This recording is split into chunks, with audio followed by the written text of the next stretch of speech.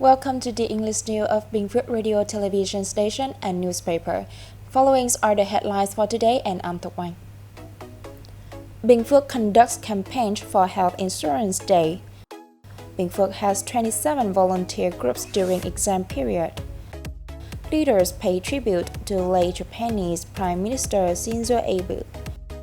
Program on traditional craft village development approved.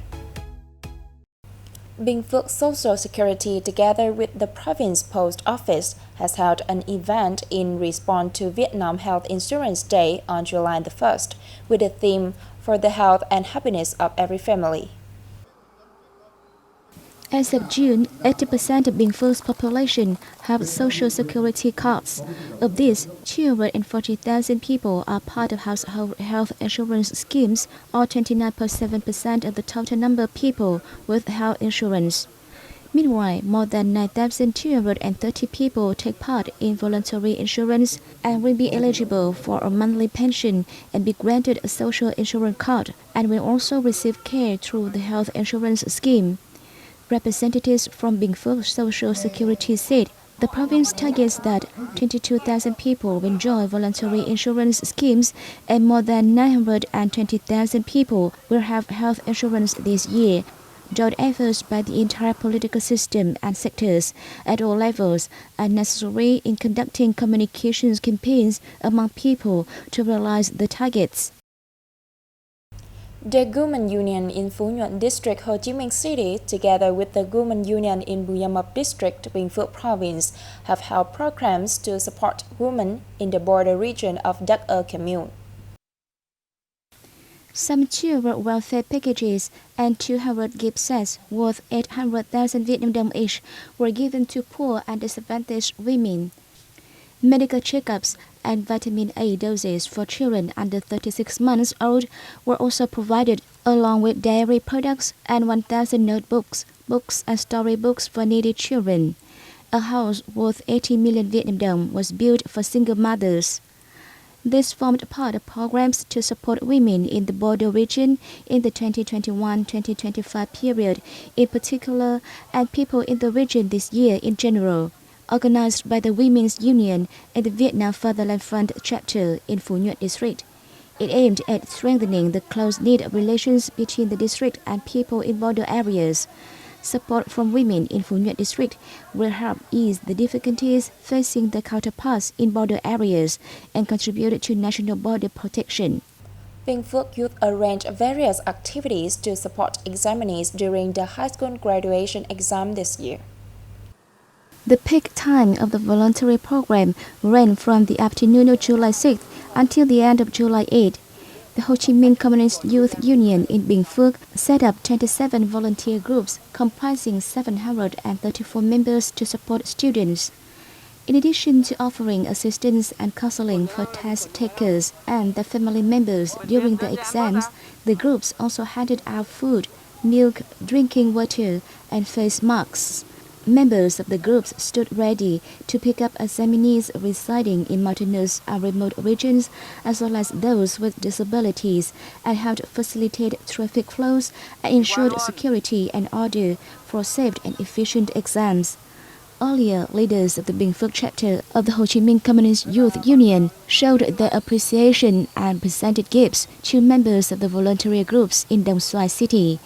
They encouraged the volunteers to uphold the spirit of youth and exert every effort to support examinees and their family members during the high school graduation exams.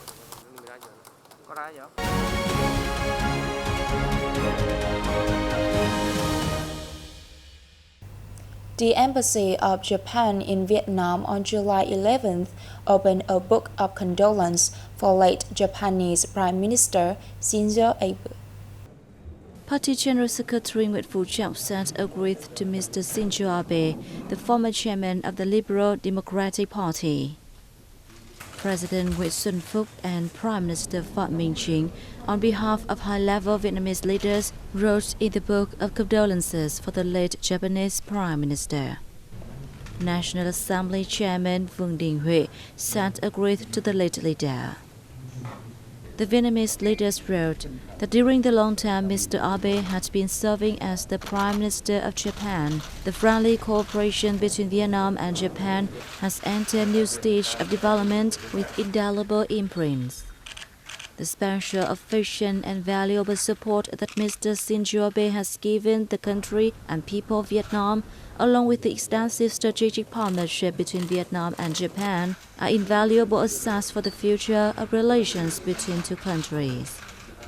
The Embassy of Japan in Vietnam has announced it will open a book of condolence for late Prime Minister Shinzo Abe on July 11 and 12 at the Embassy in Hanoi, as well as at the consulate in Ho Chi Minh City. Prime Minister Phạm Minh Chính hosted a reception for Minister of Foreign Affairs, International Trade and Worship, Santiago Andres Cafiero, who is on a 3-day official visit to Vietnam. Prime Minister Chính affirmed that Vietnam always attaches importance to the traditional friendship and comprehensive partnership with Argentina. He proposed that Argentina create favorable conditions for Vietnamese products, especially agroforestry and fishery products, to access the South American country. The Vietnamese government leaders said the two countries should work together to build a favorable legal cooperation framework for trade and investment, turning Vietnam and Argentina into a gateway to South American and East Asian markets. The Argentine Foreign Minister pledged to promote the Argentine ministries and sectors to coordinate with the Vietnamese agencies in order to realize Prime Minister Phạm Minh Chính proposals, deepening the friendship and multifaceted cooperation between Vietnam and Argentina.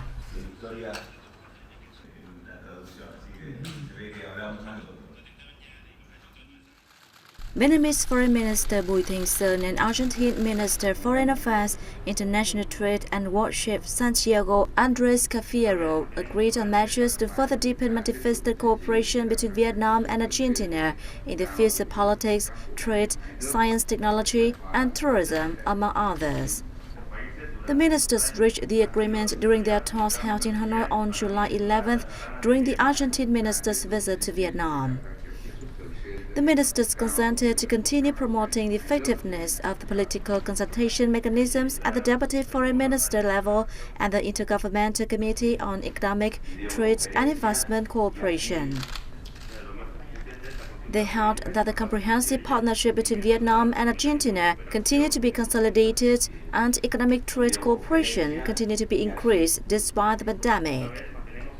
Bilateral trade increased from $875 million in 2011 to $4.5 billion in 2021. Vietnam is Argentina's third-largest trading partner in Asia, while Argentina is Vietnam's third-largest trading partner in Latin America.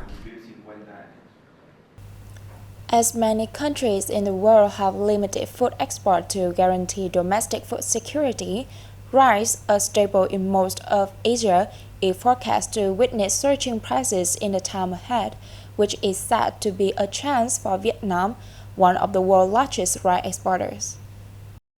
In the first 5 months of 2022, nearly 2.8 million tons of milled rice, worth over $1.35 billion, were shipped abroad, rising 6.6% in volume but declining 4% in value year-on-year, according to preliminary data from the General Department of Vietnam Customs. The Philippines remained the biggest importer, accounting for about 46% and 44% of total rice export volume and value. It was followed by China with 14% and 15% of the respective figures.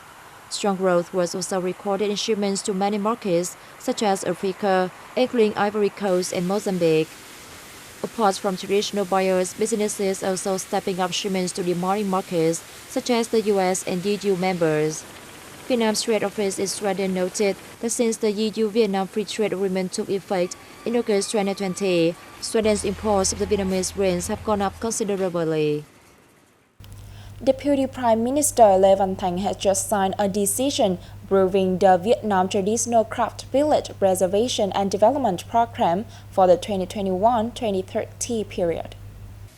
The program aims to protect and uphold the values and characteristics of Vietnam's traditional craft villages, promote production and increase competitiveness and added value for craft village products, It also targets to create more jobs and increase incomes for locals, making contribution to enhancing sustainable rural socio-economic development. Under the program, during 2021-2030, at least 129 handicrafts and 208 traditional craft villages will be restored and preserved. It also plans to develop 301 traditional craft villages linked to tourism, among others. A report from the Vietnam Traditional Craft Village Association shows that there are more than 5,004 craft villages across the country. That's all for today on BPTV News. Thank you for your watching and goodbye for now.